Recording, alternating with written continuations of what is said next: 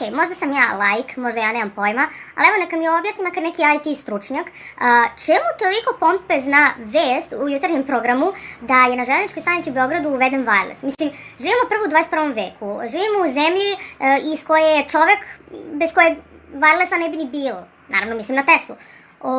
I onda, taksiji imaju wireless, autobusi imaju wireless, kafići, kuće, zgrade, firme, i onda jedna toliko pompezna vest da, wow, na željezničkoj stanici je uveden wireless. I to nije on uveden wireless pa kao konektuš se pa gledaš na internetu koliko god hoćeš. Ne, ti imaš sat vremena samo da koristiš taj internet, a navodno uvešće za manje od mjesec dana i u samim vozilima, ali mene onda zanima isto da mi još neki IT-evac objasni posle koliko vremena tačno se tih sat vremena koje potrošiš anuliraju, pošto ja se nisam vozila vozom, ali sam iz priča drugih zaključila da se ponekad i mnogo duže čeka nego samo sat vremena.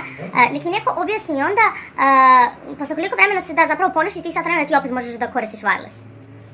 Onda opet ne treba zaboraviti da ipak živimo u Srbiji, tako da šta znam, ovdje vam se hipermarket otvara kao da otvaraju operu. Šta onda stvarno treba da se čudim za wireless na željezničkoj stanici.